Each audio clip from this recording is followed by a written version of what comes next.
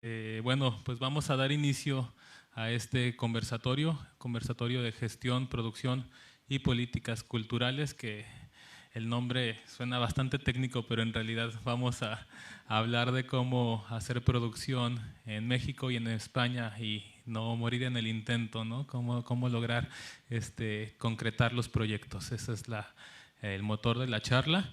En principio quiero agradecer profundamente la invitación a la Fundación Casa México en España, a la directora general Jimena Caraza, a la directora de Cultura, gracias por acompañarnos, Susana Pliego, y a la querida Nuria Sadurni, compañera de batalla de muchos años.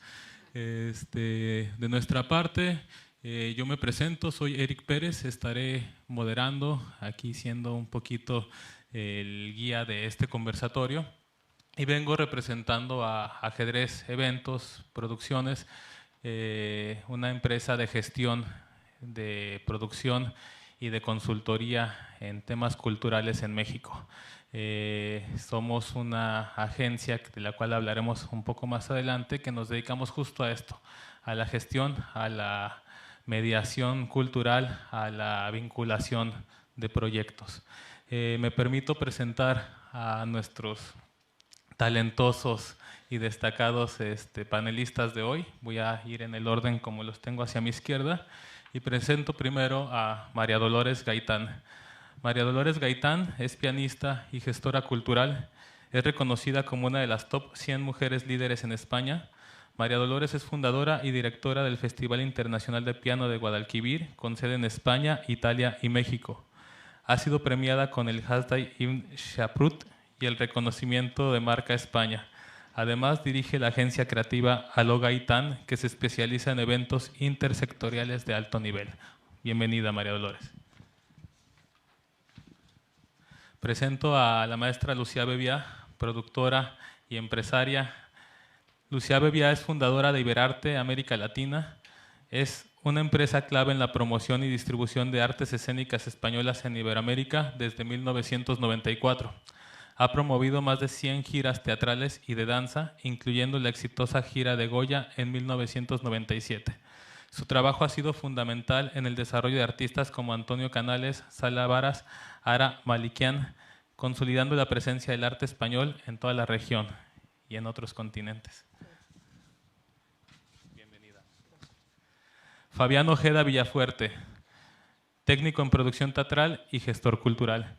Fabián es cofundador de Producciones Rocambolescas y ha sido gerente de la Sala Cubic Fabric en Madrid, donde ganó el premio Max por Historias de Usera. Ha trabajado con importantes productoras y ha dinamizado culturalmente el distrito de Usera en Madrid. También ha sido parte del departamento artístico del Año Nuevo Chino en la ciudad. Bienvenido, Fabián. Ana Carolina Aboites Alvarado, de México, gestora cultural. Ana Carolina cuenta con más de una década de experiencia en la planeación y producción de eventos culturales. Desde marzo de 2023 lidera Ajedrez Eventos, donde organiza eventos de alto impacto. Su trayectoria incluye ser directora administrativa y de planeación gubernamental en San Luis Río Colorado y la coordinación de proyectos como el Festival Tierra Sonora y el Festival Cervantino. Es fundadora de Hacemos Festivales y vicepresidenta de Serpentina AC. Bienvenida, Caro.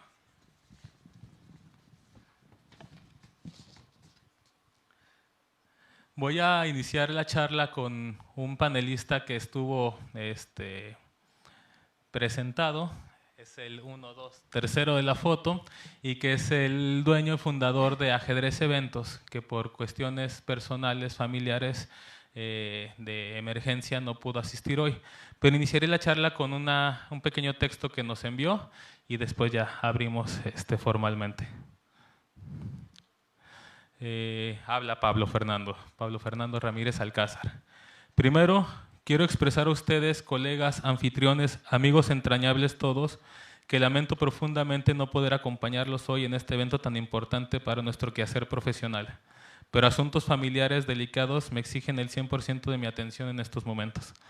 No obstante, al tiempo de agradecer la invitación a la Fundación Casa México en España, a José Carlos, a Nuria y a todo el equipo de profesionales que hacen esto posible, así como a mis queridos amigos Lucía Bebiá, Fabián Ojeda, María Dolores y a mi equipo Carolina y Eric Pérez, a todos mis saludos. Estoy seguro que dada la talla de todos los presentes, será una charla sin desperdicio. La destacada trayectoria y amplia experiencia de todas y todos ustedes harán que este conversatorio, gestión, producción y políticas culturales sea una experiencia memorable. Por mi parte, solo quisiera apuntar algunas ideas con relación al ejercicio profesional de la producción y de la gestión cultural que espero en algo sumen al desarrollo de la charla. Ajedrez Eventos nació de un sueño: construir una empresa que permita desarrollar las habilidades de los profesionales de la cultura en el ejercicio de la producción, de la gestión, de la vinculación efectiva, de la consultoría en políticas culturales, en contenidos, en proyectos creativos y en procesos de administración con enfoque en las artes.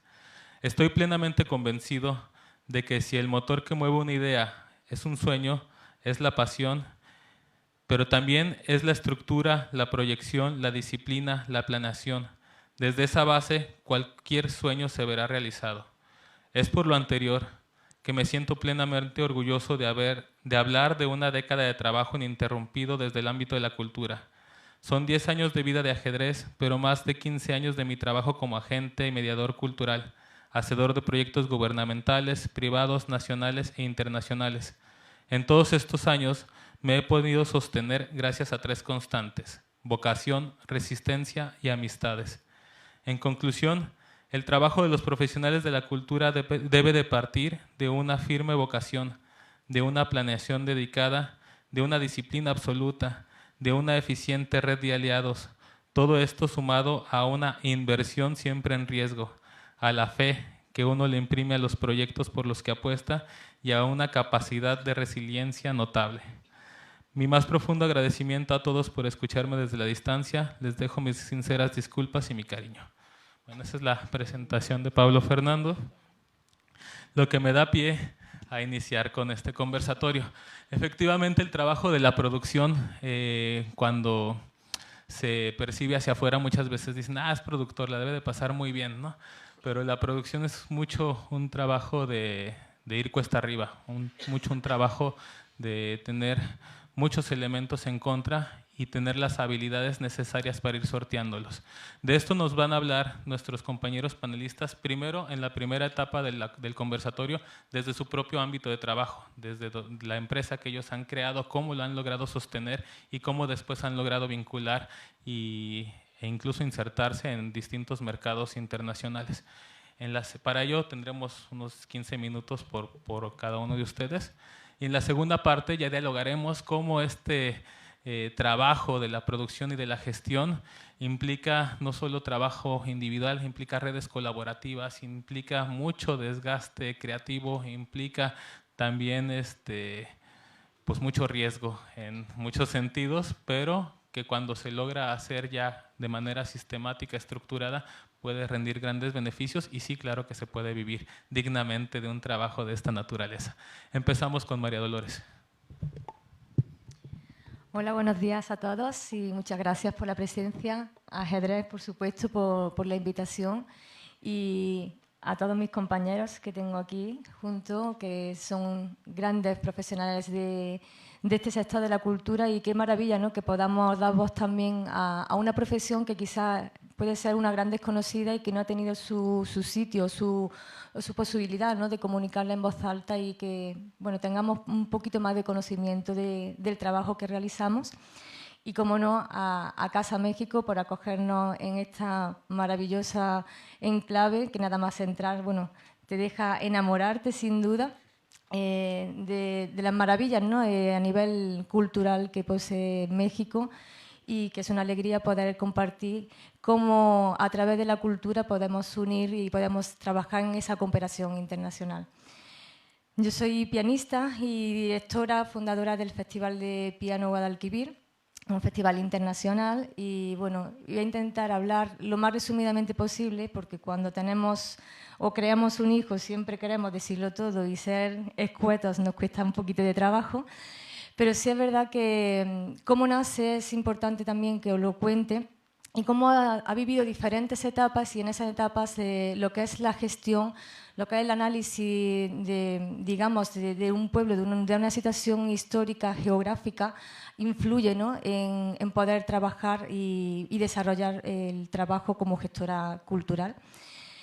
Este festival lleva 15 años, nace en el 2010 y recibe su nombre, Guadalquivir, como portavoz, como su propio nombre indica, ¿no?, portavoz de civilizaciones y cultura.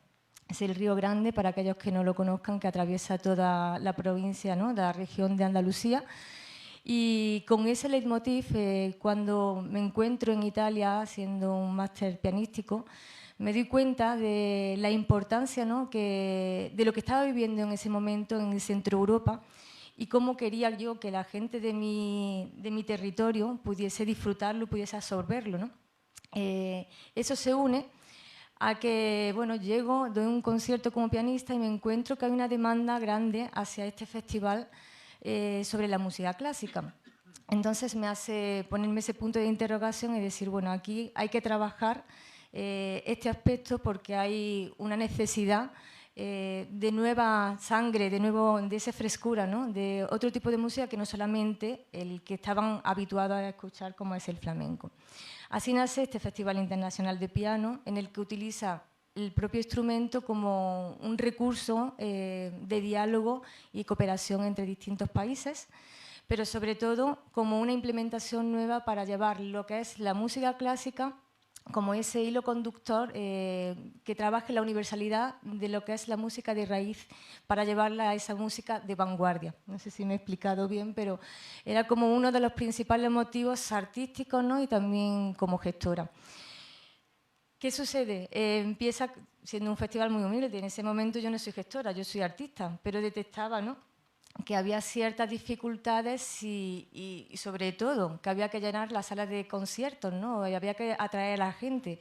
Pero lo que yo absorbía entre el centro de Europa y lo que yo vivía en Andalucía era dispar, no era diferente. Entonces, ¿cómo hacía para encontrar esos puntos de conexión? Bueno, pues intento resumir esos 4 puntos que son los pilares, digamos, por los que el festival ha ido evolucionando. El principal, el primero, era el educativo, ¿no? Necesitaba que la gente supiera de lo que es esa conexión o de que la música clásica, que en ese momento era la parte principal para introducir, no fuese una gran desconocida, ¿no? Entonces empecé a trabajar una temática global. Cada año había una idea, un leitmotiv que me hacía como programadora, bueno, pues reinventarme porque todo tenía que ir en función a esa idea que conectaba directamente con a lo mejor algún problema social actual o con incluso un tema de moda, ¿no? Pero que yo sabía que ese punto iba a conectar con el público y la gente iba a ser receptora para poder llevarla a escuchar la música que yo quería que asimilara, ¿no? Porque a lo mejor por ser una gran desconocida no llegaba lo suficientemente, ¿no?, al consumo de la población. Eso se une a que tengo la suerte de vivir, o tenía en ese momento, de estar en Córdoba, una ciudad patrimonial, la única hoy actualmente que cuenta con 4 patrimonios de la UNESCO. Entonces vi en el patrimonio, no solamente inmaterial, sino material, en ese patrimonio arquitectónico, esa posibilidad de que el público, ya no solamente el público de la ciudad, ¿no?, el cordobés, se sintiera identificado en una experiencia musical de otra índole, sino también que el turista tuviese unos puntos más fuertes de conexión para sentirse identificado y absorber música universal, porque al final estamos hablando que en este aspecto, bueno, contamos con una ventaja, ¿no? No hace falta saber ni inglés ni otro tipo de idioma para poder conectar, ¿no? Ese es uno de los puntos también que quería, ¿no?, explotar dentro de este festival. De esta forma empezamos a tener en concesión los 3 patrimonios que en ese momento, porque estamos hablando de 2013-14, de Córdoba existían, ¿no?, que es la Mezquita Catedral de Córdoba, los patios de Córdoba y el casco histórico de Córdoba. Conseguimos hacer todo un planteamiento, ¿no?, de viabilidad, de poder ejecutar conciertos en patrimonio, ¿no?, de la UNESCO. Se accede y eso empieza a tener un volumen y una importancia, una trayectoria pues considerable, porque ya no solamente vives el monumento de una forma que no puedes vivir en otro momento, sino que también recuperamos históricamente lo que ese monumento ha ido viviendo y contribuimos a hacer una nueva etapa a través de la música, a través de la cultura. Con ese afán llega a Córdoba el 4 Patrimonio de la UNESCO en 2018, que es el yacimiento arqueológico de Medina Sara. Nos cuesta sudor y sangre poder conseguir ser el primer festival en tener ese patrimonio para poder hacer espectáculos. Y eso que implica que reactiva a la ciudad una nueva forma de que otros festivales, otros agentes, otros productores también tengan esa posibilidad, ¿no? ¿Qué marca ese icono dentro del festival? Bueno, pues que ahí entra la parte de toda la búsqueda del mundo andalusí que significaba ese patrimonio. Y ahí sí que se abren unas puertas de conexión internacional, especialmente porque es retroceder aún más, ¿no?, en nuestra raíz, en nuestra esencia, con la parte latinoamericana, incluso con la parte americana, ¿no?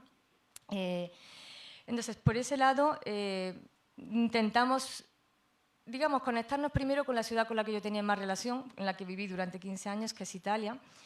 Y dijimos, aparte de rescatar esa historia, ¿cuál es otro de los puntos fundamentales? Seguir contribuyendo al futuro de ese acervo cultural, ¿no?, tan rico con el que poseemos, pero cómo detectar el reflejo que la cultura española ha tenido en otras naciones y en otros países, para crear nuevos formatos y nuevos modelos concertísticos, experienciales, intersectoriales, con otras dinámicas, con otros sectores gastronómicos, por ejemplo, incluso de la joyería. De hecho, creamos así un espectáculo de producción propia que se llama Córdoba y sus patios, porque no sé si ustedes han estado alguna vez en Milán, pero Milán es uno de los, digamos, incluso supera a Córdoba, aunque los patios de Córdoba son patrimonio de la UNESCO, por su gran cantidad, no sé si han tenido la oportunidad de verlo, pero Milán tenía muchísimos más, yo conozco muy bien y es como una ciudad oculta. Y me parecía maravilloso que la primera conexión de salir fuera, de llevar nuestra cultura, de ser embajadores en Italia, fuese a través de un patrimonio, ¿no? Vale. Ya decía que intentaré ser más escueta. Bueno, total, que hacemos este espectáculo de Córdoba y sus patios, pero lo que concebimos es ser un motor de desarrollo para la ciudad. ¿Qué quiere decir esto? ¿Cómo lo ideamos o cómo lo inventamos? Lo que trabajamos es decir, bueno, ¿qué son las cosas que caracterizan a Córdoba y que pueden unirlo con Milán? Las joyas, la platería en Córdoba es uno de los leitmotiv, la moda flamenca, esos trajes de gitana que tan famosos se conocen, con la moda en Milán, ¿no? Y sobre todo también la parte arquitectónica, ¿no?, como hemos dicho, porque los patios cordobeses tienen parte romana y parte también árabe.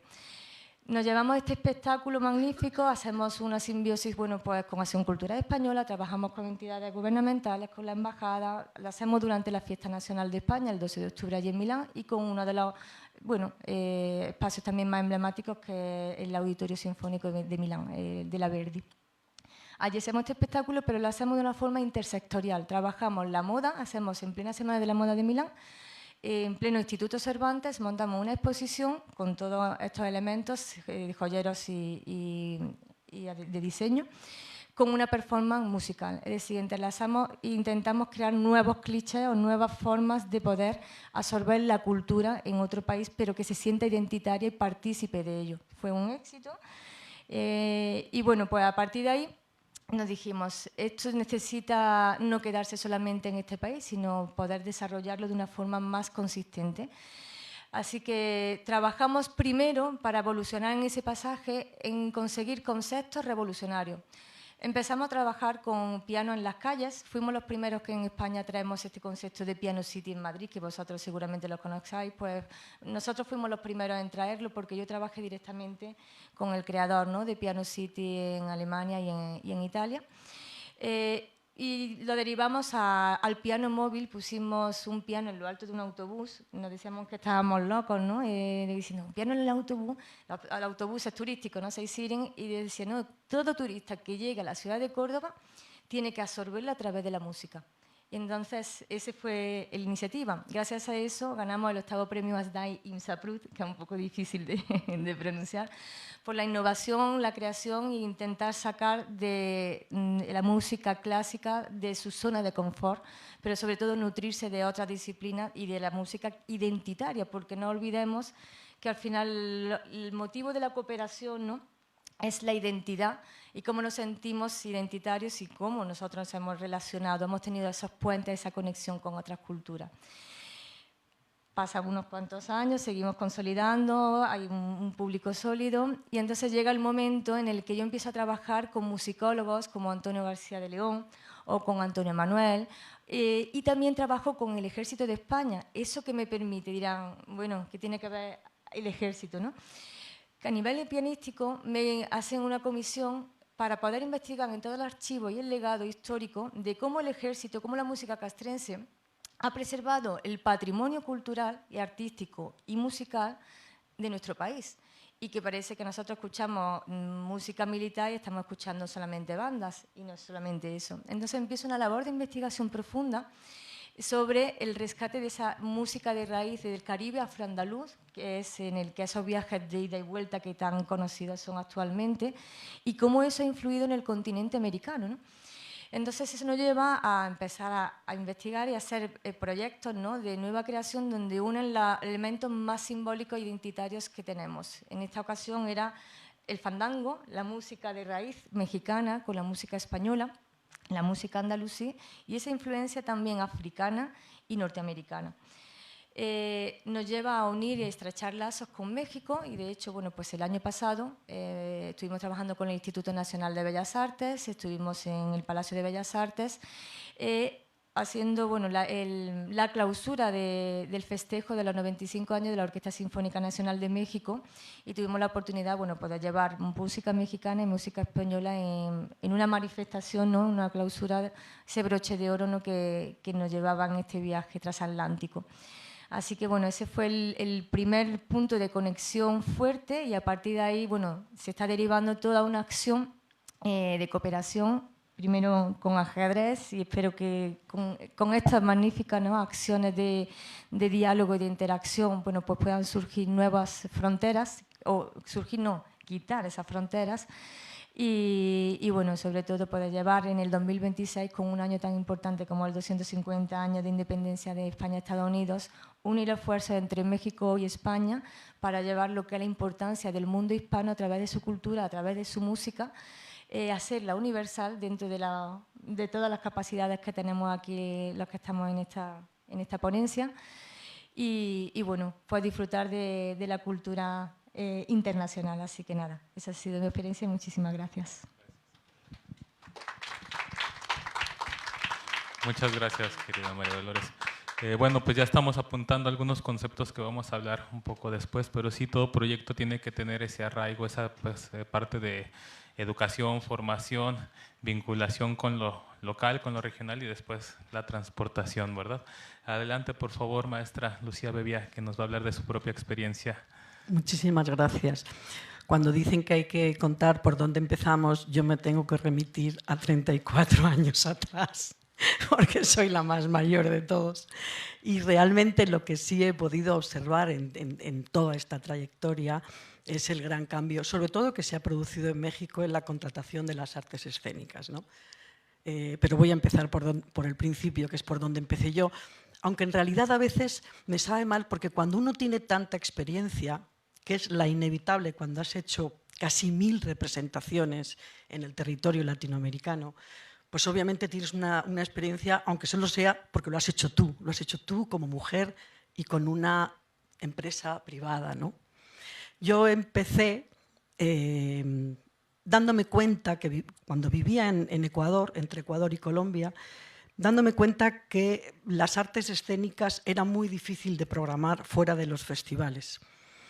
Pero sí me daba cuenta que yo las traía a Ecuador y necesitaba programarlas junto con Bogotá, Caracas y Lima, que era lo que en ese momento hacía el vuelo de Viasa. Viasa te cobraba lo mismo por parar en Caracas, en Bogotá, en Quito y en Lima. Entonces, como había otras agencias que se dirigían más en aquel momento a Argentina y yo vivía en Ecuador, contaba con la complicidad de Fanny Mickey en Bogotá, en Caracas, con el Teatro Teresa Carreño, fui armando las giras. Eso me llevó a entender, primero, que yo no me estaba inventando nada, que las giras venían haciéndose y haciendo un recorrido histórico. Las compañías de ópera y opereta y las de zarzuela se subían en los barcos comerciales y recorrían América llevando sobre todo la zarzuela, pero también a esas compañías le debemos toda la promoción del siglo de oro, del siglo XVIII y XIX de la literatura española, ¿no? Y gracias, por supuesto, a José Tamayo, que hizo todas las giras, a María Guerrero. Bueno, es increíble con qué esfuerzo se hicieron siempre las giras, porque de hecho la presencia de España en Latinoamérica viene incluso desde los autos sacramentales, que ya se reproducían. Entonces, no hemos otra cosa más que plagiar lo que se hacía.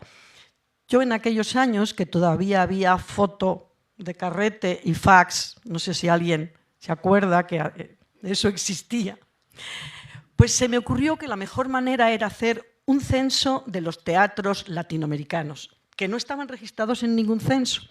Entonces censé más de 200 teatros, desde Miami, todo México, todo Centroamérica, todos los países andinos, Brasil, Argentina y Chile. Y me di cuenta que siempre había un interés por programar las artes escénicas españolas, pero los lazos no estaban unidos. De hecho, no podían tener esa conexión tan directa.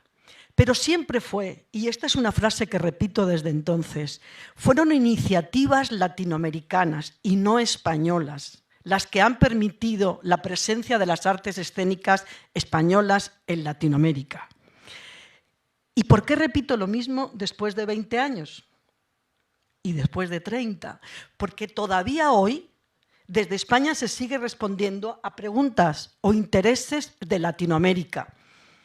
Con mayor o menor medida, dependiendo del momento político, hemos logrado que las compañías lleguen al INAEM con una invitación. Antes decíamos, llegan con, pues eso, del Festival de Bogotá, del Festival de Manizales, del Festival Cervantino de Guanajuato, por supuesto, del Palacio de Bellas Artes.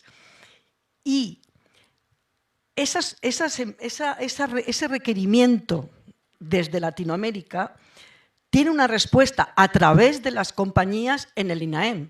Pero el INAEM no ha sido capaz de orquestar una política continuada de relación y promoción de las artes escénicas españolas en toda América Latina.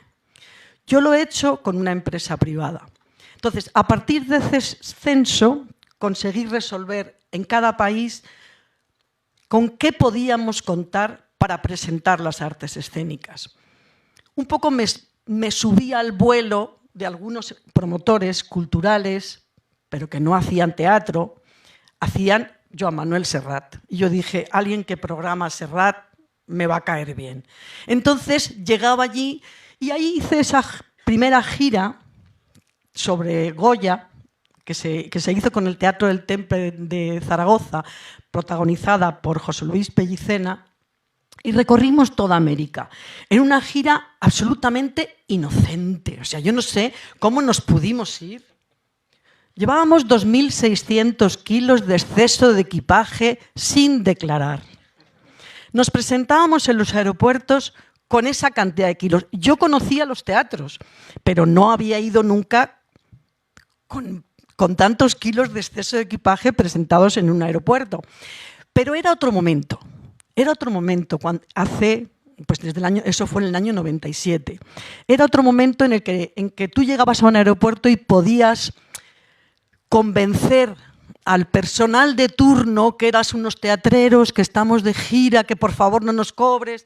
Y yo trabajé así muchos años. Con el Ballet Nacional de España llevaba, me acuerdo, de México a Panamá y de Panamá a Caracas, sin pagar un céntimo, 3.500 kilos de exceso. Que si tú llegas con un patinete no te dejan, o sea, pero yo llevaba 3.500 kilos y siempre conseguía que alguien se conmoviera.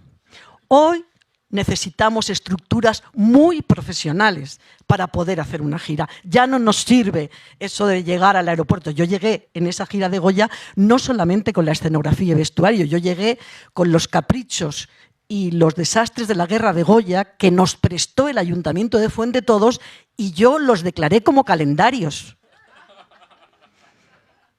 Y nadie me dijo nada. Yo no sé, no sé cómo no me los robaron. O sea, eran cuadros de Goya que me llevé bajo el brazo. Era otro momento.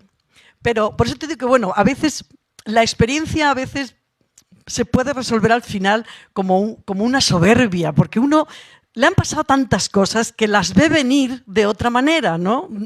Pero cuando yo empecé a trabajar en México, en Guadalajara, el Teatro Degollado no programaba, era un agujero. Y se programaba en el Teatro Galerías, que era horroroso, horroroso el Teatro Galerías. De hecho, yo he estado este año con un espectáculo comercial.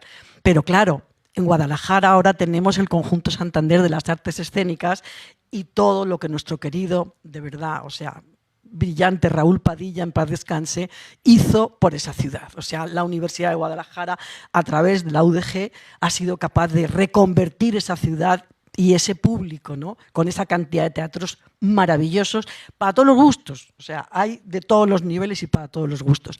He visto a México crecer. He visto a México, como ya te digo, que no había teatros más que yo podía programar en Monterrey, que había en Monterrey, digo hablando del pasado, ¿no? Había algo que era envidiable, la SAT, Sociedad Artística Tecnológico. La dirigía Gerardo Maldonado desde el TEC de Monterrey. El TEC, en su teatro Luis Elizondo, tenía un programa que duró casi 50 años, una sociedad de abonados. Esas cosas se han ido perdiendo.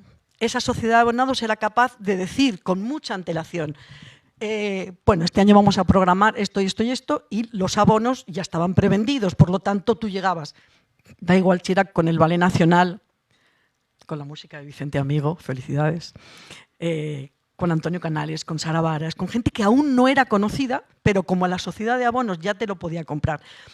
Eso se ha perdido y es una pena, porque ahí se podía programar muchísimo. Yo casi que empezaba programando en Monterrey y tiraba para abajo, para toda América. Pero me programaba primero Gerardo Maldonado porque él sabía con antelación. Me da mucha pena también que cuando yo empecé, que hice la última gira de la antología de la zarzuela de don José Tamayo, se ha acabado la promoción de la zarzuela en México. Creo que España, en estos años, que ha tenido tantísimo dinero para apoyar la zarzuela, no ha logrado que salgan de su casa. Se ha hecho, sí, yo le he llevado al Cervantino, alguien le ha llevado un poco, pero muy poco, porque es casi inamovible. Pero lo que me da pena es que se haya perdido el gusto por la zarzuela. Porque en Guadalajara, no sé quién me ha dicho antes que era de Guadalajara, tú, ¿verdad? En Guadalajara la gente se juntaba para escuchar discos de zarzuela. Eso, ¿cómo podemos dejar perder una cosa así? El gusto por la zarzuela. La gente se sabía las zarzuelas. Y justo coincidiendo con el momento en que más dinero hay en España para apoyar la zarzuela, se pierde de las programaciones, desaparece de las programaciones. De hecho, el flamenco también se está perdiendo de las programaciones. Es cierto que hubo un momento que aparecieron todas, yo lo llamo como el momento del Circo del Sol, o sea, aparecen un montón de espectáculos distintos que no estaban, porque realmente, y me lo decía Raúl Padilla, que en paz descanse, me decía, es que vosotros tenéis una cosa importantísima y es que todo el mundo quiere ver flamenco. Entonces, claro, era muy fácil programar.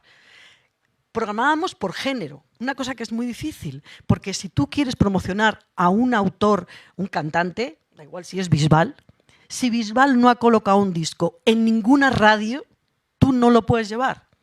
Pero aunque nadie supiera en aquel momento quién era Antonio Canales, hay algo en la cultura que nos une, en los países, sobre todo en los países más taurinos. Pero es cierto que van juntos y hay gente que ha tenido, hay un público que ha tenido siempre la vocación de recibir el flamenco. Entonces no era difícil programar el flamenco. cada vez es más difícil. También es cierto que no es tan fácil porque hay mucha más programación y lo español ya no ocupa el lugar que ocupaba en el público, ¿no? La necesidad de que llegasen las programaciones españolas. Pero sí he visto que va en decadencia la programación. Decía antes lo del género porque es muy importante. El flamenco tiene género, por lo tanto hay un público que va a ver flamenco. El ballet clásico tiene género también. Claro, tú puedes ver, yo voy ahora, la semana que viene, al Festival Cervantino de Guanajuato con el ballet de Montecarlo, y claro, pues tiene dos, el ballet clásico y Montecarlo, que Montecarlo es una marca muy reconocible. Pero sí que es muy fácil programar cuando puedes tirar de género. Más difícil es tirar como de otras expresiones como el teatro, que luego hablará mi compañero. Pero cuando a mí se me acerca, todo el mundo me dice, Lucía, por favor, llévanos a México, llévanos a México. Claro, es muy difícil llevarte a México si México no te conoce primero, porque claro, al final se trata de vender entradas, no se trata, incluso tanto combinando la parte pública como la privada, se trata de vender entradas. Creo que me estoy yendo un poco más adelante, porque claro, como lo primero mío que empecé es tan antiguo, me parece un poco feo, que parece que no he aprendido nada. Pero bueno, cerrando el compromiso de contaros cómo empecé, por si alguien quiere empezar. Hay que encontrar las oportunidades y las dificultades de cada mercado y instalarse ahí. Yo creo que logré concretar una red de teatros en toda América Latina, hace ya 30 años, que me permitían ofrecerles lo que yo creía que ese año podría tener más interés cuando empezó Sara Varas, cuando empezó Antonio Canales, ¿sabes? Ir manteniéndoles con Vicente Amigo, con Ara Malikian, por supuesto, que he hecho todas. He empezado con muchos artistas que me decían, Antonio Gades será. Yo decía, no, Antonio Canales, no lo conoce, ¿no? O sea, quiero decir que he desarrollado mucha gente que no conocía a nadie. En el teatro es muy difícil porque el teatro no tiene género, el teatro tiene actores y directores. Entonces es más difícil, porque normalmente cada país quiere programar sus propios actores, excepto cosas emblemáticas y espectaculares. Yo he hecho la gira de Juguetes Rotos estos últimos años, he hecho la gira, que gracias a que ha venido Miguel Cuerdo, ha hecho la gira con La Zona, de una producción maravillosa, cuando hay ejemplos muy buenos de algo que no se podría hacer en ningún otro país, entonces sí se puede llevar el teatro. El teatro es muy difícil de programar porque cada uno hace el suyo propio con sus propios actores, excepto en esos momentos. Pero bueno, me ha ido muy bien, eso también os lo voy a decir, a mí me ha ido muy bien. Y sobre todo quiero decirte una cosa. Yo quiero dar las gracias a México porque México ha sido muy generoso conmigo. Y quiero pedir perdón a Luis Miguel, porque Luis Miguel es lo peor que hemos hecho nunca. O sea, creo que si hay que pedir perdón a alguien es a Luis Miguel, que España se ha portado fatal con Luis Miguel. Fatal con Luis Miguel. Pero a México le quiero dar las gracias. Gracias a todos por venir. Gracias, querida maestra. Bueno, solo como paréntesis, porque pues yo soy tapatío, soy de Guadalajara. Yo me dedico en parte a la cultura por iniciativas tan fuertes de Raúl Padilla como la FIL de Guadalajara. Yo me formé de chico, bueno, mi madre es maestra normalista, también tiene que ver, pero yo me formé pensando todos los años en cuándo empezaba la FIL para ir a los talleres. Y estaba todos los días en los talleres de la FIL Guadalajara, pues trabajando, haciendo manualidades, leyendo cuentos y eso. Entonces es un gran factor de influencia en mi vida. Sí, entonces, y bueno, la UDG es mi alma mater, pero eso ya después, el tipo de visión que tenía Padilla para los proyectos culturales era de una gran influencia en toda la ciudad, y la cultura UDG, por ejemplo, es mucho más poderosa que la Secretaría de Cultura de Jalisco, ¿no? Ese es como modelo. Adelante, querido Fabián. Bueno, primero muchas gracias por la invitación. Estoy un poco nervioso de reconocerlo, pero bueno, yo voy a hablar un poco de la producción teatral desde mi punto de vista y mi experiencia, ¿no? Yo fundé Producciones Rocambolescas en el 2017 con el actor Nacho Guerreros y surge de la necesidad un poco de contar historias que a nosotros nos interpelaban o historias que a nosotros nos parecían interesantes o que queríamos contar, compartir distintas realidades con determinados públicos, ¿no? Y de lo que estamos hablando un poco de cómo la labor del productor, ¿no? Y cómo hacemos nuestro trabajo, para mí una de las cosas más importantes son las alianzas, porque yo creo que sobre todo en la producción privada, si no vas acompañado de unas fuertes alianzas o unas buenas redes, se complica mucho, ¿no? Luchar tú solo contra el mundo es bastante complicado. Y en los procesos o en las producciones que nosotros hacemos, normalmente siempre intentamos abrir la producción en todos los ámbitos, ¿no? Desde la parte creativa, como fue el caso de Juguetes Rotos, por ejemplo, que Carolina Román estuvo trabajando muchísimos meses con la asociación Crisálidas para empaparse, porque Juguetes Rotos hablaba sobre la transexualidad a finales del franquismo y los principios de la dictadura. Y con la asociación Crisálida estuvimos trabajando muchísimo tiempo para saber con los padres de niños y niñas transexuales, para empaparnos muy bien de ese tema. Con la Fundación 26 de Diciembre, que es una fundación que trabaja con el colectivo LGTBI de la tercera edad, que es un colectivo discriminado dentro de otro colectivo discriminado. O como es el caso de Cada Átomo, que trabajamos con la Asociación 11 y FIAPAS, porque hablábamos sobre la historia de Helen Keller, que es una historia de superación de la primera persona sordociega que consigue ir a la universidad, escribir un libro, ser filósofa. Entonces, siempre intentamos abrir esos procesos creativos a distintas entidades, tanto lúdicas como sociales o personas expertas en una temática, que eso permite enriquecer mucho al proyecto y también le da vida, y el teatro en el fondo está vivo, ¿no? Entonces, invitar a esas entidades para mí me parece maravilloso. Y luego las redes profesionales, ¿no? Como es el caso, por ejemplo, de Lucía, con la que hemos estado en México, que eso también nos ha permitido conocer al equipo de ajedrez, ¿no? Y poder conocer nuevos artistas, conocer nuevos gestores culturales. Y aquí en España, por ejemplo, trabajamos muy de la mano con la productora Barco Pirata, que también nos permite asociarnos para poder hacer proyectos como mucho más grandes o proyectos un poco más ambiciosos, ¿no? entre comillas, y eso nos da un sello un poco de calidad, nos da una confianza, que también eso luego se ve representado pues, en poder estar en instituciones públicas como es el Teatro Español, el Teatro La Abadía, el Teatro del Canal.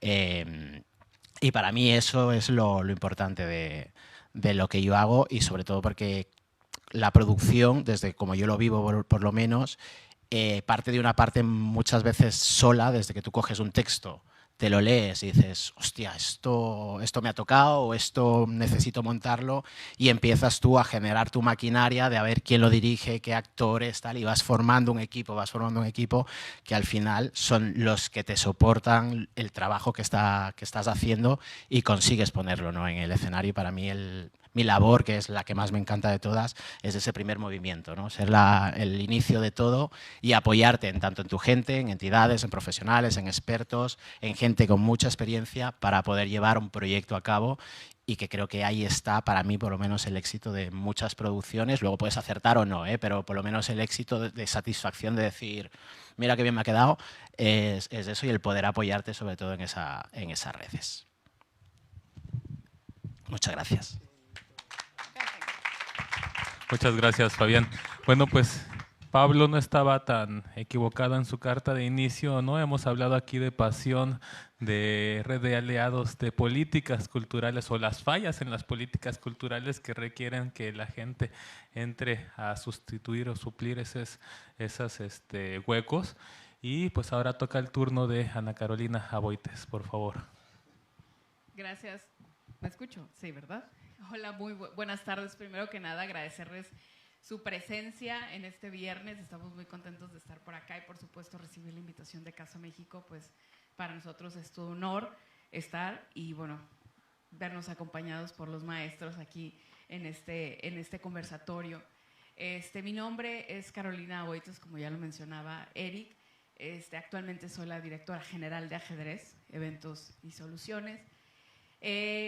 Al inicio, Eric leía este mensaje de nuestro fundador, Pablo Fernando, que por aquí lo tenemos en la foto, y donde hablaba sobre estos primeros 10 años. Somos una empresa que tiene ya poco más de 10 años. En este 2024 llegamos a nuestro 10º aniversario. Y bueno, es una empresa justamente que se dedica a la gestión, a la producción y a la consultoría, ¿no? Si bien somos un apartado de la iniciativa privada, pero somos una empresa pues, que tiene una vocación, además de hacer industria en nuestro país, y hacer industria en otros países que nos han abierto las puertas, como en este caso España a través de nuestros aliados. Pues es una empresa que busca el enriquecer la gestoría cultural. En México, la gestoría cultural, bueno, se viene reconociendo desde lo profesional de unos años para acá, y mi querido Eric no me lo podrá negar, que tenemos muy poco, digamos, hablando sobre la gestoría cultural, ¿no? Entendiendo en México de qué se trata cuando tenemos países justo como España, que desde hace muchos años trabajan políticas públicas que reconocen la gestoría cultural como una profesión como tal, que tienen universidades que ofrecen una carga académica para especializarse. Entonces, bueno, como empresa hacemos negocios, generamos y le aportamos a la industria, pero también estamos muy preocupados por ir tejiendo redes, que esto es algo que ya los maestros lo han mencionado. El tejer redes, el construir puentes, el establecer alianzas, pues nos hacen crecer la industria, no solamente en México, sino fuera de nuestro país. Estas redes, estas alianzas nos hacen ofrecer contenidos de calidad, nos hacen ofrecer o ampliar programáticas en festivales, ¿no? Bueno, esto como a grandes rasgos es a lo que se dedica Ajedrez. Somos una empresa que busca ofrecer soluciones integrales, no solamente a la iniciativa privada, sino también a las instituciones, a los gobiernos, es decir, tocar la puerta y decir en qué te puedo ayudar, de qué forma podemos resolver, de qué forma podemos enriquecer nuestros proyectos culturales, no solamente, como lo digo, en México, sino en otros países, porque actualmente, pues además de México, tenemos una presencia en Colombia, en Bogotá, donde tenemos también oficina. De hecho, por acá nos acompaña Valeria, contador, que viene desde Bogotá y es parte del equipo de Ajedrez Colombia, ¿no?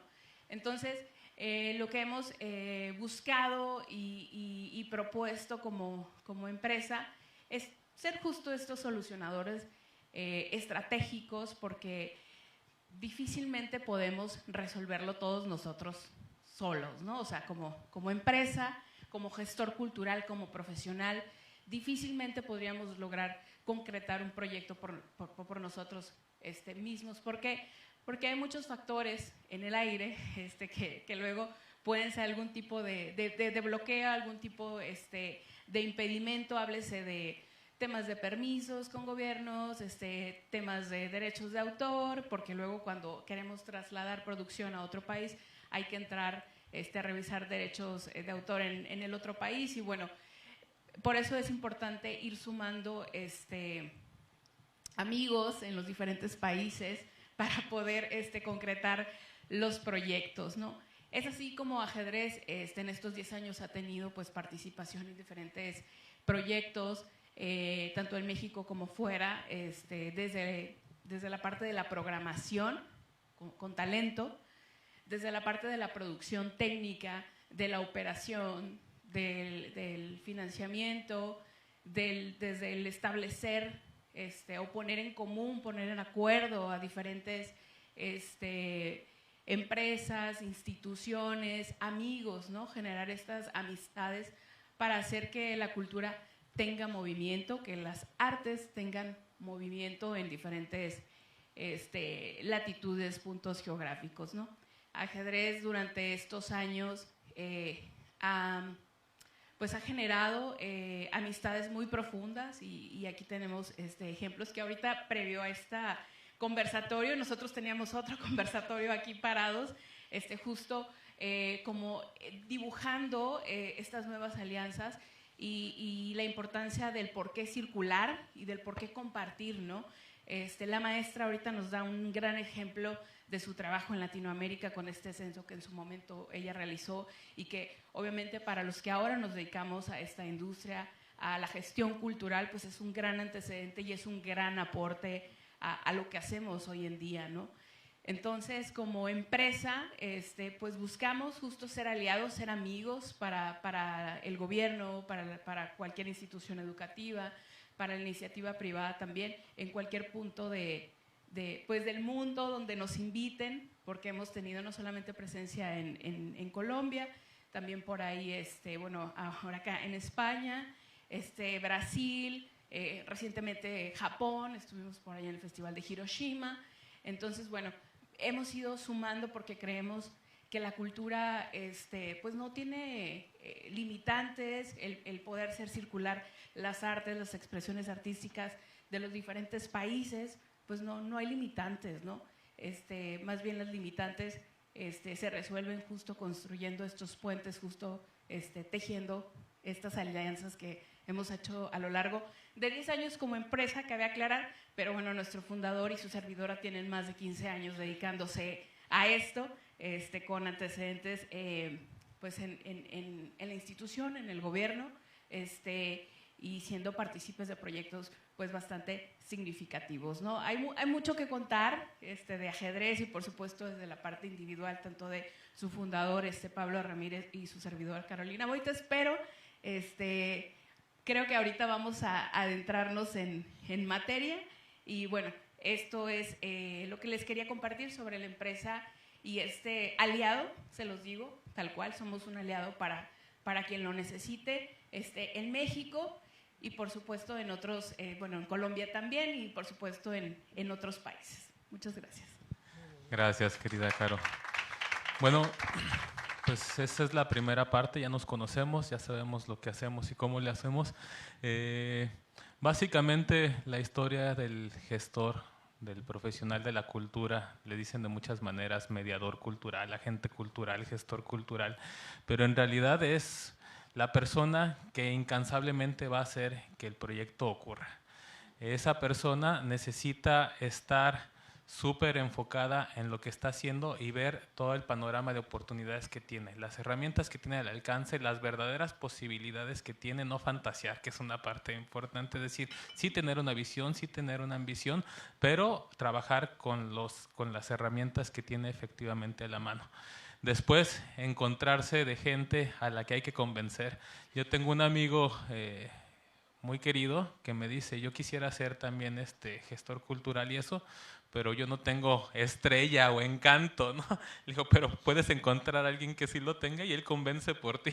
Tú nada más le dices lo que necesitas hacer y listo, ¿no? Es eso, es decir, siempre encontrar una solución a cada barrera que se te va poniendo. Desde ahí son todas las historias, todas las aventuras, cuando nos dicen, oye, te tienes que aventar la gran producción de esto. Respiramos profundamente, sabemos que lo vamos a lograr, pero en el camino vamos a tener que resolver X situaciones, en contra muchas veces de todo. Esa es la verdadera labor del gestor cultural para que puedan aterrizar. Por eso es una historia siempre como de resistencia. Quisiera con esa nota seguir la segunda parte y después viene la participación del público. Es una historia de cómo utilizas efectivamente las herramientas que tienes. Después, cómo proyectas lo que quieres realizar y después cómo haces para que todo eso cuadre en a veces 2 horas de espectáculo, 40 minutos de espectáculo, todo lo que hay detrás para llegar a ese momento y después vámonos, ¿no? Lo que sigue. ¿Quién quiere empezar? Es como soy la mayor. Cuando ya no te da vergüenza decir que eres la mayor, lo digo a los jóvenes, es una maravilla. Eso es una maravilla. Mira, Alphonse Martinel, mi profesor en Interarts, decía que para que un espectáculo, una gestión cultural para llevar un espectáculo a otro país tuviera éxito, lo ideal es que se diesen los 3 gestores culturales a la vez. El público, o sea, el organismo que puede ser el Ministerio de Cultura, el COPEC en Barcelona, el que realmente tiene la obligación curricular de que ese gesto pueda consumarse en una gira, ¿no? Después tendría que existir lo que él llamaba el gestor cultural 2, que sería una fundación privada, que puede ser, en este caso, puede ser Casa México, la UDG, la Fundación Teatro Nacional, que hace el festival de... todas esas fundaciones y espacios que quieren que eso se llegue a producir, pero no tienen nada más que el apoyo institucional. Pero el tercero tiene que ser una empresa privada. ¿Y por qué lo digo? Porque yo he visto casos de fracaso cuando solamente se tiene en cuenta la iniciativa pública, que es importantísima, sobre todo en el sector cultural, no para hacer otra vez a Bisbal, no, pero para hacer lo que nosotros hacemos es cierto que hacen falta las subvenciones, hace falta que de ambas partes haya esa necesidad que propone y propicia el Estado. Pero para que se dé una gira de éxito hace falta una empresa privada. En la gira grandísima que hicimos, anoche la comentábamos con el Ballet Nacional de España, 5 semanas en México en pandemia, todavía tomándonos test en el Palacio de Bellas Artes en Guadalajara. Hicimos 5 semanas de una compañía de 70 personas con 3 trailers, en la cual nosotros teníamos que llevar todo. Realmente una gran producción. ¿Hasta dónde habría llegado el Ministerio de Cultura si ellos quisieran hacerlo solos? ¿Al Palacio de Bellas Artes? Muy bien. ¿O habrían llegado al Conjunto Santander? Pero no pueden llegar a coordinar una gira, que es lo que sabemos hacer las empresas privadas, nosotros los productores. Por eso es tan necesario, bajo mi punto de vista, y tan importante que la administración pública, que no siempre está abierta a permitir la entrada de las empresas privadas, no tenga ese complejo, porque nosotros no queremos ninguna medalla. Yo el dinero sí, yo esto todo lo hago por dinero, no vayáis a creer que soy tan culta. A mí me ha ido bien gracias a México, la verdad lo tengo que decir, porque de a poquitos, que es lo que esto deja, pero de muchos a poquitos, claro, 700 representaciones, algo te tienen que dejar, ¿no? Pero creo que hacen falta esos tres generadores culturales que te dejen entrar como empresa, pero con el apoyo de la Fundación y del Estado. Completamente de acuerdo. ¿Se escucha, no? Sí. Completamente de acuerdo. Y, yo añado también una parte, un ingrediente que creo que es fundamental, que es el tiempo. Es decir, vivimos en que cuando trabajamos con administraciones públicas se nos limita mucho a la hora de programar, porque bueno, hasta que sabemos si sale la subvención, cuándo no sale, cuándo llega. Es decir, si vamos a coordinar también una gira internacional o estamos haciendo una producción, es una limitante bastante importante, porque por una parte hay que hacer pagos de forma adelantada y generalmente tenemos una política en que los pagos nos llegan con retraso. Entonces hay una incongruencia en la que nos encontramos un vacío que hay que suplir de alguna forma. Evidentemente la agilidad que nos puede facilitar lo que es el sector privado nos permite, ¿no?, de una forma mucho más rápida, ágil, concretar esos sueños, como bien decía, ¿no?, que se quedan muchas veces en ilusiones en proyectos y que si solamente vienen de la mano de la parte pública, pues se complican, ¿no? Y también otra de las, digamos, que puede aportarnos como parte fundamental entre esa cooperación, ¿no?, ya que estamos en esta bilateralidad, ¿no?, entre cómo funciona el sistema en España, cómo funciona el sistema en México, ¿no? Es verdad que nos unen muchísimos puntos a nivel histórico, a nivel artístico, pero también hay que decir que México y España fueron de los primeros en implantar políticas culturales y en intentar dar cabida de forma gubernamental también para promocionar, para identificar, para dar esa imagen, ¿no?, a través de las distintas acciones entre festivales tan importantes, ¿no?, como bien ha hablado Lucía del Cervantino, ¿no?, pero también festivales que aquí en España, quizás, si yo me pongo a hacer ese censo, ¿no?, que decías, me vienen más en mente mucho más festivales casi latinoamericanos que españoles, increíblemente.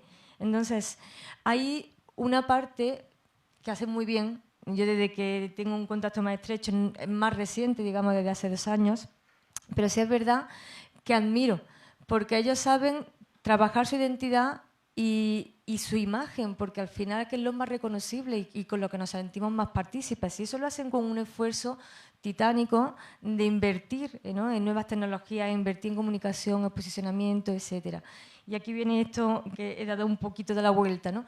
Es que España y México han conseguido, pues, a través de embajadas de Casa México, ¿no? Es decir, una representación del país en otro país. Hay AMEXID, AECID, ¿no? Distintos tipos de proyectos, ¿no?, interculturales que se relacionan, Acción Cultural Española, por ejemplo, AECID también, ¿no? Aquí algunos dirán, bueno, estamos hablando muchas siglas, pero a algunos seguramente les va a costar trabajo identificar, ¿no? Pero bueno, al final son políticas de Estado, ¿no?, que se implementan y que vienen, podemos decir que ni un siglo de existencia, ¿no? Es decir, han ido muy precariamente como una necesidad, digamos, de la sociedad actual. Y si nos remontamos a la necesidad de comunicarnos y de llevar proyectos, ya nos podemos remontar a la prehistoria, ¿no?, en la que había una necesidad de lo que es cultura, un cultivo, ¿no?, entre distintos.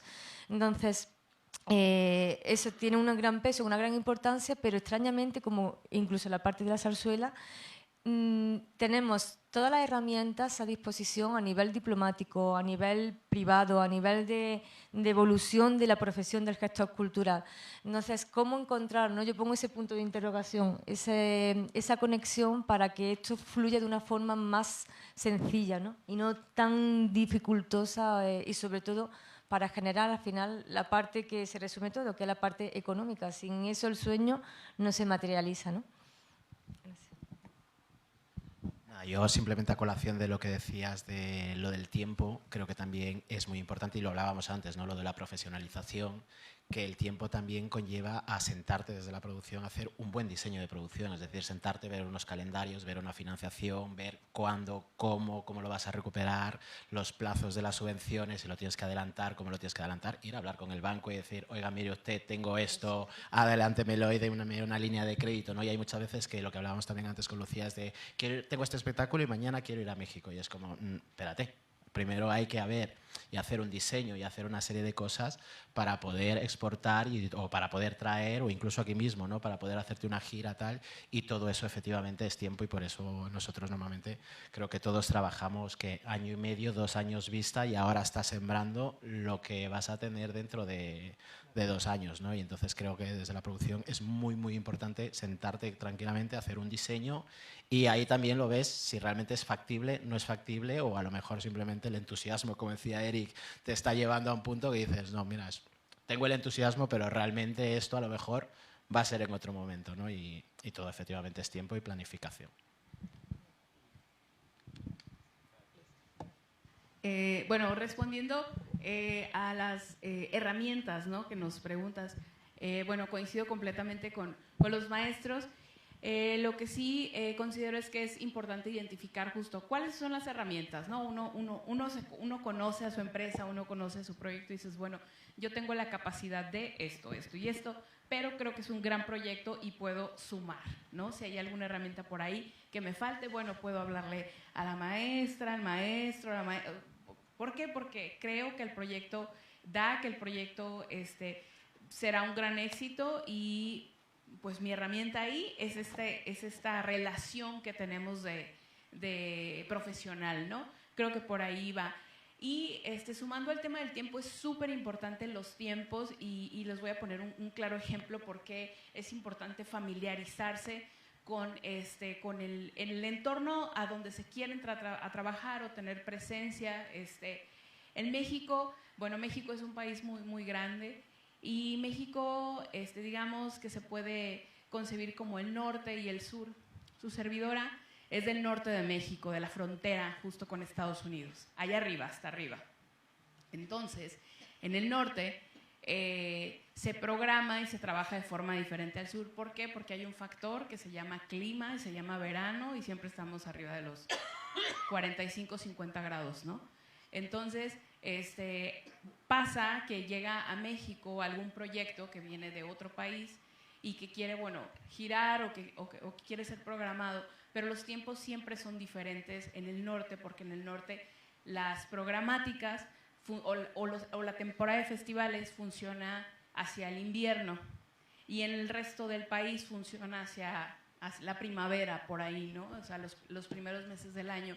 Entonces, de pronto es difícil poder llevar un proyecto o programar en el norte en esa temporada, porque realmente es imposible, inclusive las convocatorias, los fondos, los apoyos, las actividades en sí, pues son muy bajas, son muy escasas, ¿no? Entonces, por eso siempre es importante el considerar los tiempos que se tienen para gestión, los tiempos en los que quiere ser programado, en los que quiere ser vistos, ¿no? Entonces hay que familiarizarse con el espacio al que se quiere ir. Y obviamente en este trabajo de revisión de tiempos, pues está lo que nos menciona el maestro Fabián, el de planear, el de revisar presupuestos, porque pues hay temporadas bajas y temporadas altas en las economías de los países, entonces siempre hay que considerar los tiempos para que el proyecto pues obtenga los resultados a los cuales se han diseñado, ¿no?, en el proyecto. Gracias.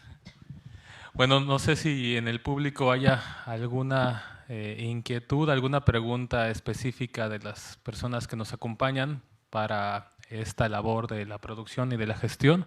Si es así, pueden levantar la mano, les comparto el micrófono.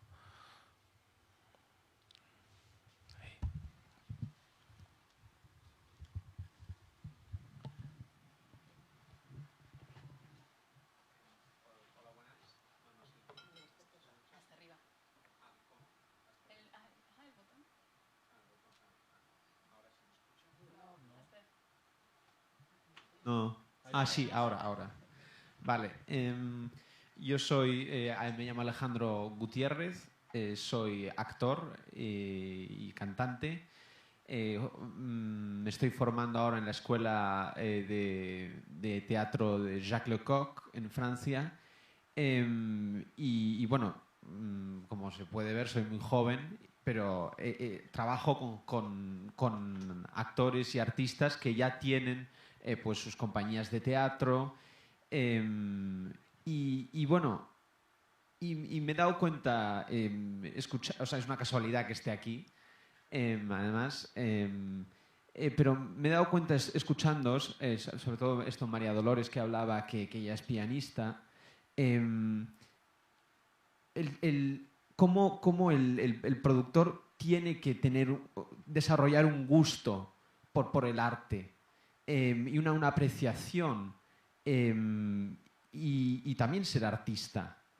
Entonces, estar un poco en sintonía con los artistas y con un poco ese mismo objetivo, quizás que también tiene el artista, que tiene el director, que tiene el escritor, que es de cultivar, de promover la cultura y también ser público.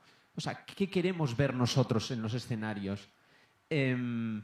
Y bueno, entonces pues eso me parece muy, muy interesante. Yo tengo la ambición de crear una red de artistas, y claro, y al público no lo puedes defraudar, porque entonces eso, has de ser tú mismo público.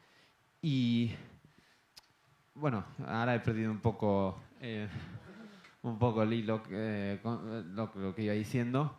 Pero bueno, eso. Que sois maestros porque os habéis entregado absolutamente a lo que habéis hecho. Cuando Lucía, hablabas de eso, de convencer a esto ahí en los aeropuertos para llevar toda esa carga. O sea, eso te pones tú mismo. Y quizás el problema hoy en día también con los artistas es un poco la incompetencia. O sea, no hay ese nivel de sacrificio y de entrega bueno, eso que el público exige. Por eso no se vende tampoco tanto y por eso la gente no va al teatro. Entonces, pues bueno. Sí. Sí. Sí, ya está. Bueno. No sé, era más una crítica, no sé qué era. Gracias. Una pregunta, pero bueno. Gracias. Va a hablar María Dolores. ¿Cómo es tu nombre? Hola, Alejandro. Bueno, primero mucho ánimo, mucho éxito y a no desanimarse, que esto es un futuro de lucha constante, pero también de mucha alegría, ¿no? Y al final es un modo de vida y de pasión, ¿no? Ten en cuenta también que la importancia, creo que hoy en día a los músicos, a los artistas, dentro de la carrera profesional, no nos enseñan a saber ser gestores. Y ese es el gran... Entonces somos artistas, pero no sabemos el paso intermedio para llegar al resultado final. Entonces, es una profesión, como hablábamos, bastante reciente, de si nosotros mismos no trabajamos y descubrimos, incluso abrimos caminos, ¿no?, con machetes, con dificultades, ¿no?, como la de encontrarse, ¿no?, en el aeropuerto y decir cómo facturo esta cantidad de kilos, ¿no? Entonces, hay una parte importante que viene desde la base y es la educación. Entonces, lamentablemente, bueno, pues todavía no hay esa evolución, ¿no?, para que el artista, el actor o quien que sea reciba, perciba, incluso identifique, ¿no?, cómo es la pirámide a nivel profesional, qué es un gestor, qué es un productor, qué es un booking manager. Hay un desconocimiento, es decir, si yo pregunto hoy en día incluso a mis propios coetáneos músicos, no lo saben, y por eso sus propias carreras, incluso siendo artistas de un calibre importante, no llegan a su destino, a su puerto, ¿no? Es más también una visión, como a mí me encanta, ajedrez estratégica, en la que tú puedas conseguir identificar cuáles son las necesidades para llegar a tu objetivo, ¿no? Y ahí, bueno, pues por eso, ¿no?, de estar aquí y contar cómo funciona, cómo ese mediador entre el artista y el público es una pieza clave y fundamental para que esta jerarquía funcione, ¿no?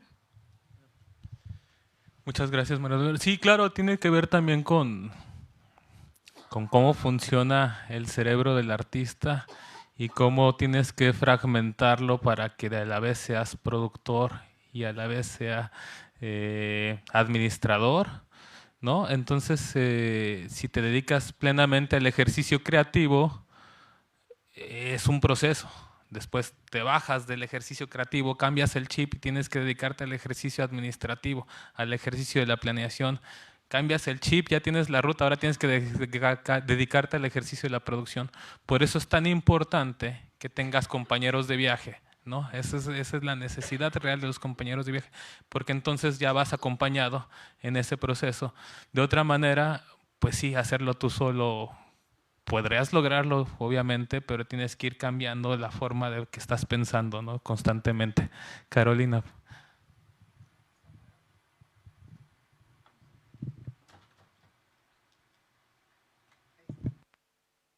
¿Me escucho? Ahí está.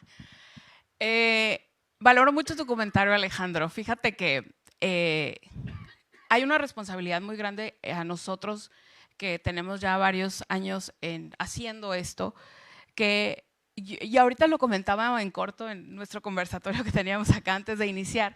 Le platicaba a la maestra me preguntaba sobre un proyecto muy personal, bueno, del lado independiente que está ligado con ajedrez, que se llama Hacemos Festivales. Es un proyecto, es una agencia que tiene dentro de sus misiones el educar, el fomentar y el guiar al talento. Háblese de cualquier disciplina artística, ¿no? ¿Cómo llegué ahí?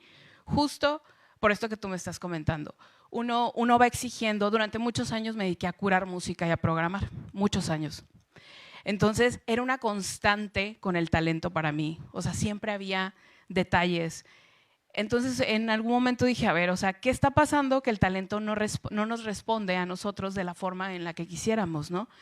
Y bueno, ahí es donde pues, tuvimos un golpe de realidad y entendimos que pocas veces nos detenemos como productores, como gestores, a guiar a los nuevos talentos o a los que están en formación, a lo mejor ya no son tan nuevos, pero que deciden entrar a este mundo, y que pocas veces nos detenemos a informar, a guiarlos, a tomarlos de la mano y decirles, bueno, tu proyecto, para que sea candidato en una convocatoria, algún fondo, alguna inversión, o que lo quieras llevar a una producción independiente, privada, pues tiene que tener esas características, no debe estar diseñado de esta forma. O sea, muchas veces no hacemos eso.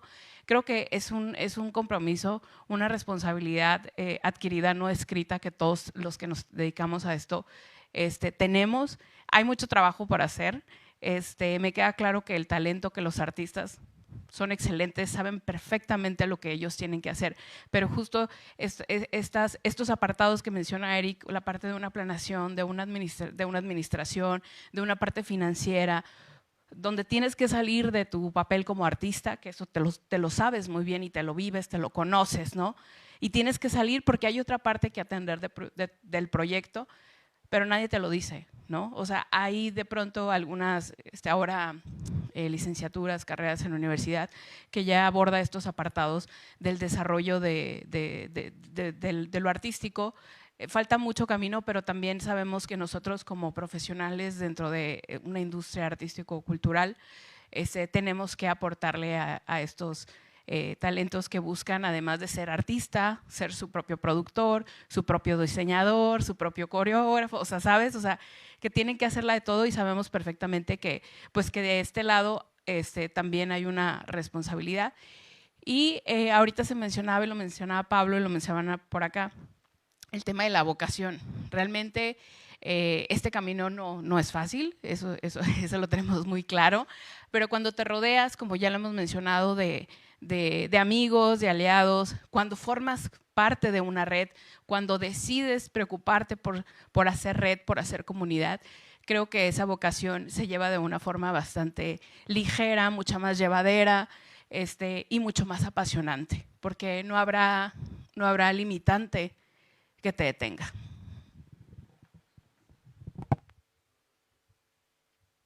Ay, por favor. Hola. Hola. Primero, encantada de escucharlos. Mi nombre es Kiki Pertiña, soy venezolana, directora de Boomar Community, que es un ecosistema cultural de artistas latinoamericanos en Madrid.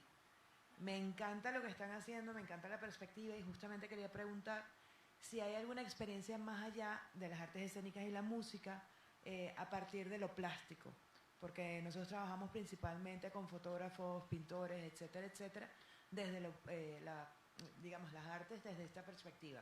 ¿Tienen alguna experiencia con eso que puedan compartir?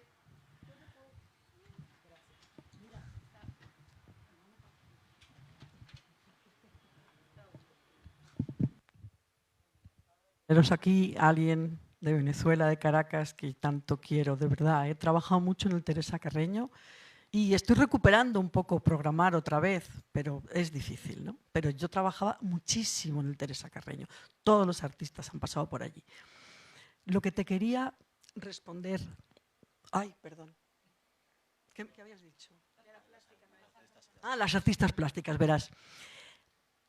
Cuando hicimos esa gira de Goya, y yo lo he vuelto a repetir en varias ocasiones, lo que hicimos fue poner una exposición de los caprichos y los desastres de la guerra en el lobby del teatro, de tal manera que la gente cuando venía a ver el espectáculo podía pasearse en el lobby del Teresa Carreño, y ahí lo hicimos también en combinación con el Museo Sofía Inver, buenísimo, también para hacer. Entonces, sí es verdad que se podría trabajar en conjunto. También lo he hecho en el Palacio de Bellas Artes porque teníamos entonces el apoyo del diario El País que se abría en México. Pero tomarse los lobbies de los teatros durante la representación es una forma buenísima de promocionar las artes plásticas, que a lo mejor nada tengan que ver con el espectáculo, pero que algún diálogo se puede armar entre lo que va a suceder en el escenario y lo que hay fuera. Y creo que ahí nos podríamos apoyar mutuamente.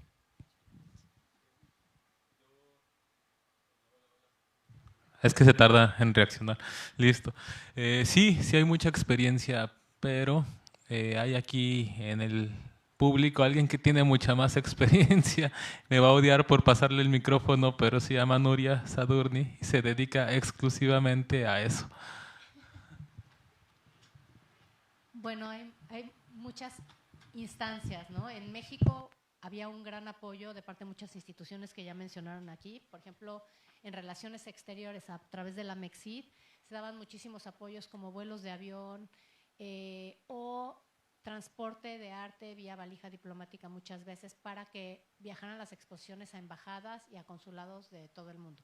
Obviamente enfocado en México. Aquí en Casa de México hay un gran apoyo también para el arte, pero pues trabajamos, como es evidente, con México o con proyectos que tienen que ver directamente con México.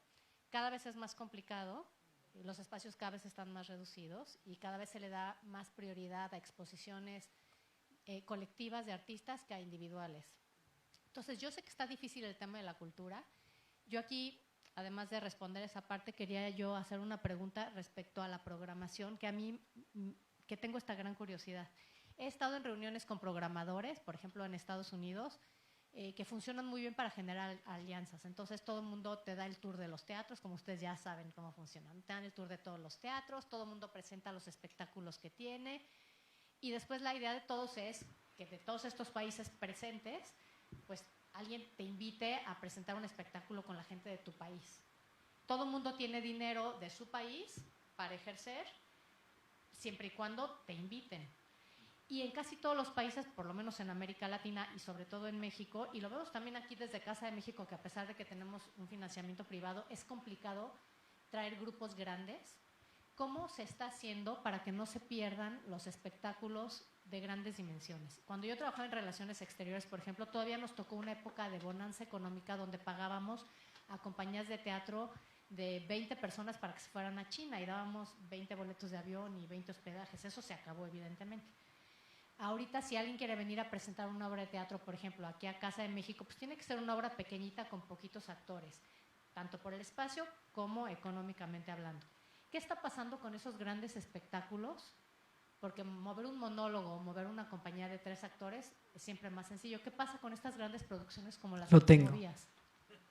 Me da muchísima vergüenza porque yo aquí, a pesar de ir vestida de mexicana, soy española. Como todo el mundo sabe, me da mucha vergüenza porque yo he presentado tantas compañías grandes en México y ninguna en España. Y ayer me volvieron a decir que no al Ballet Folclórico de Amalia Hernández, que llevo años queriendo traerlo con Salvador López. Me parece, perdón, aquí no lo va a oír nadie, ¿no? No me están grabando. Me da igual porque tengo tanta edad que todo me da igual. O sea, no puede ser. Yo estoy segura que el público de Madrid quiere ver el Ballet Folclórico de Amalia Hernández porque le gusta. Bueno, es que yo he llevado conmigo, la primera vez que fui al Palacio de Bellas Artes presenté a Joaquín Cortés. Y yo, como era muy joven, me llevé a mi madre, a mi padre, a mi tía, a mi hermana y a mi prima al Palacio de Bellas Artes. Y en el coche que íbamos de gira nosotros de vacaciones, me daba cuenta que mis padres se sabían todas las canciones mexicanas. Dije, vamos a cantar solo canciones mexicanas. Mi madre y mis tías se sabían todas. O sea, ¿cómo penetró la cultura mexicana en España? A través del cine, ¿no? De los años 50 y 60. Pero de una manera brutal, nos sentimos tan unidos que yo estoy segura que el Ballet Folclórico de Amalia Hernández le gustaría muchísimo en Madrid. ¿No lo puedo traer ningún año? Ayer me dijeron, bueno, ni el 25 ni el 26. Y dije, bueno, si no es ni el 25 ni el 26, ya veremos cuando hablamos. Es seguramente que tendré que buscar otras vías porque me parece imprescindible. Pero realmente España no está pagando nunca el pasaje de vuelta de todo lo que yo he programado, y muchísima gente y las administraciones hemos podido programar en Latinoamérica para programar de vuelta en España. Viene el Festival de Cádiz, ahí en Cádiz, con los...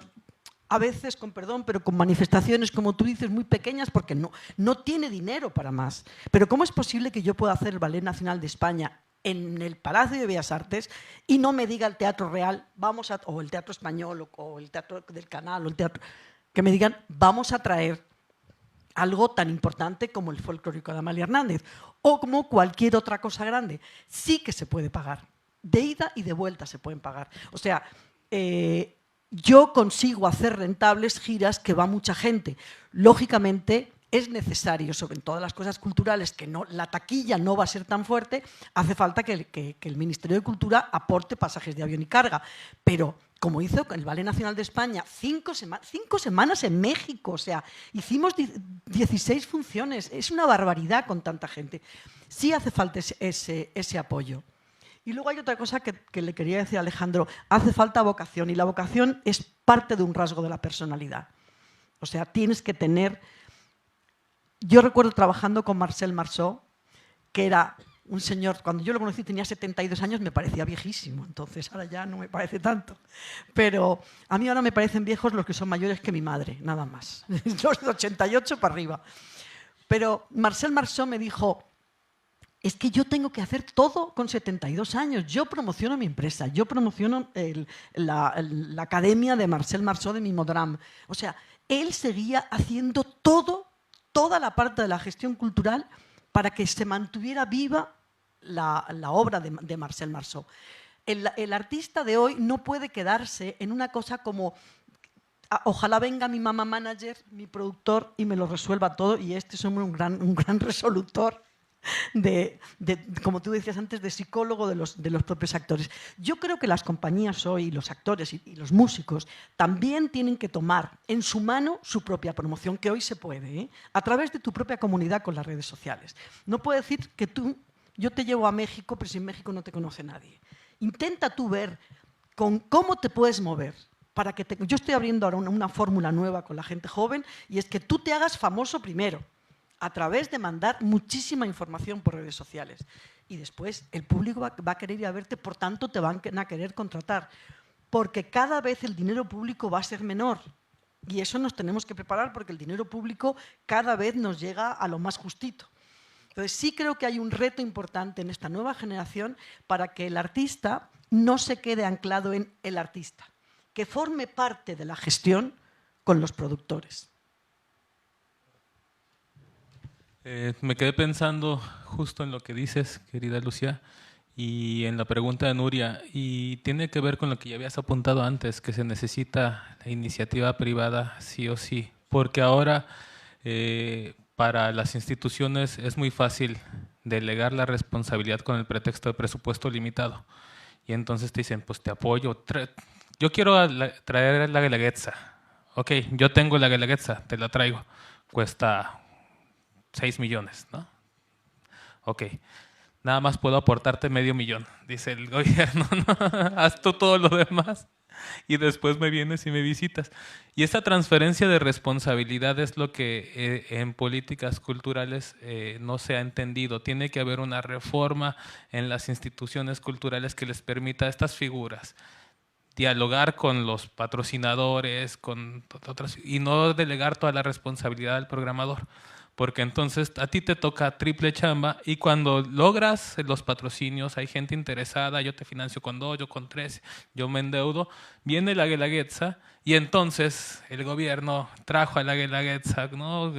Y esa publicidad, eso sí les gusta y si lo reciben muy bien, pero no se involucran en todo ese proceso tan complicado, porque además la figura no se los permite. Pues también tiene sentido, están limitados en presupuesto, están limitados en formas de contratación, están limitados en tiempos de los ejercicios fiscales. Entonces todo eso, pues prefieren decir que no, en vez de encontrar la forma de lanzar iniciativas que permita entonces otra serie de condiciones para la cultura, ¿no? Contrataciones distintas, hasta el tema de comisiones debería de discutirse, ¿no? Con el tema de gobierno. ¿Tú vas a ayudarme? Bueno, te voy a comisionar, punto, ¿no? No, esto de los contratos fijos está ya haciendo que nosotros tengamos triple trabajo, pero como tenemos vocación y somos incansables, lo seguiremos haciendo. A colación, ¿no?, de lo que estaba diciendo, creo que también un tema importante es la ley de mecenazgo, ¿no? Yo cuando estaba en Italia recuerdo que existía lo que es el 5 per mille. Y decía, ¿qué es el 5 per mille, no? Es que los propios ciudadanos, cuando hacen su declaración de la renta, deciden a quién va a darle un porcentaje de su dinero. Y entonces hay campañas publicitarias de apuesta por el Festival Mito, apuesta por el X. Entonces el propio ciudadano también es consciente del valor que tiene la propia cultura. Entonces, porque al final lo agendamos también solamente al gobierno o a la parte privada, pero también tenemos que ser nosotros responsables de lo que queremos consumir. Entonces, esa es una iniciativa que siempre me llamaba muchísimo la atención, ¿no? Y que decía cómo otros países no la implementan, ¿no? Y mira que los italianos son muy especialistas, venden todo, pero luego su burocracia es también para otro capítulo para contar, ¿no? Pero por otro lado también por parte del Estado se necesita, por lo menos hablo de la parte española, iniciativas más fuertes para que también tengan mayores beneficios aquellas entidades privadas que apuestan y que son sensibles a los temas culturales. Porque ya sabemos que hay un punto muy fuerte que incluso yo cuando empecé a trabajar con el festival bilateralmente decía, qué bien, está el Banco Santander que está allí aquí, está el Banco BBVA que está en México, en España. Entonces, está Vodafone que está... hay una cantidad de empresas que nos unen y que tienen un patrimonio, un capital importante y que hacer una iniciativa a nivel bilateral podría decir, bueno, pues se suman por dos partes, se añaden y nos van a permitir realizar la gira o realizar el espectáculo que uno tiene en su imaginario, ¿no? Pero te das cuenta que incluso estando así, es como política independiente, son repúblicas independientes. Cada uno se gestiona independientemente y dice, bueno, si es la misma empresa, es para un mismo objetivo y estamos trabajando a nivel bicultural, ¿no? Entonces, empezando por ahí ya se dificulta. Y además, ¿no?, el no tener una política de mecenazgo en la que se puedan desgravar, hay menos empresas en las que van a invertir en cultura porque no les interesa. Al final, hablamos de una economía que tiene que retroalimentarse, ¿no? Entonces, esos puntos son puntos clave que hay que trabajar actualmente para mejorarlo. ¿Alguna otra pregunta? ¿No? Bueno, estamos llegando al cierre de la conversación. Les pediría un apunte final y pues un cierre de cada uno de ustedes, por favor. Empiezas tú, María. Bueno, pues, ¿se escucha? Sí. Antes de nada, gracias por compartir vuestra energía, ¿no? También por escuchar a mis compañeros, de los cuales he aprendido muchísimo, a Ajedrez de nuevo y a Casa México por invitarnos. Pero si yo me quedo con una reflexión, quizá, o como la comunidad, como el sumar y como las ganas de hacer y la vocación de los profesionales, incluso aparte de la advenencias, ¿no?, las dificultades que nos podemos encontrar, hay una parte fundamental que es el comunicar y el conectar a nivel cultural y a nivel emocional. Y qué maravilla, ¿no?, que podamos tener un trabajo en el que nos gratifique esa conexión humana, ¿no?, a través del arte. Así que nada, yo decir que hay que seguir sumando entre todos nosotros para que esto siga increciendo. Muchas gracias, María Dolores. Lucía. Yo apuesto absolutamente por el público. Creo que, como decía Juan Diego Bot en una obra, las artes escénicas le ofrecen el perfume de las rosas. El público siempre quiere vernos, siempre. Y cuando nos quiere ver se hiperventila por comprar entradas. Y entonces quieren venir. Y entonces salen contentos y alegres. Esa energía que tiene el público es la que debemos saber explicar a los que tienen el dinero público, porque eso es lo que nos hace humanos, no solamente ir a por el pan. No vamos a Barcelona porque venden el mismo pan que en Viena, vamos a Barcelona porque hay patrimonio y cultura. Esas son las alianzas entre cultura y turismo. Vamos a Viena porque hay patrimonio y cultura. Pero es sobre todo esa fuerza del público la que no va a permitir que desaparezcamos nunca. Ni sucedió cuando llegó la radio, ni la televisión, ni las redes sociales, ni nada. Lo que sucede con esos corazones latiendo a la vez en un patio de butacas, eso es a lo que nos dedicamos. Y a veces desde un principio, como decía muy bien Fabián, en el que tienes una sola intuición de que eso pueda funcionar en aquel mercado, ¿no? Pero sabes que cuentas con algo que es un intangible, que es ese público que tiene ese pálpito de vida que nos hace humanos. Yo apuesto por mantener a ese humano. Gracias, Lucía. Fabián. Bueno, nada, dar simplemente las gracias a la invitación y como reflexión final, que hagamos esto más a menudo, por favor. O sea, me parece una cosa súper enriquecedora poder dialogar de esta manera y compartir y que te retroalimenta, ¿no? Y que muchas veces, como lo he dicho también al principio, muchas veces estamos trabajando desde la soledad, enfocados en nuestros proyectos, en nuestras cosas, y creo que esto es muy enriquecedor y poder juntarnos, poder charlar, solucionar el mundo, entre comillas, y poner puntos comunes encima de la mesa, ¿no? Y seguir reforzando todas estas alianzas, pensamientos y aprender desde la experiencia de cada uno, por lo menos a mí me parece súper enriquecedor y creo que es una cosa que debemos hacer como más a menudo, porque luego al final cada creador o cada productor estamos cada uno luchando nuestra batalla y muchas veces se nos olvida que al final somos seres humanos que necesitamos el diálogo y la reflexión y el aprender, que para mí es muy importante. Gracias.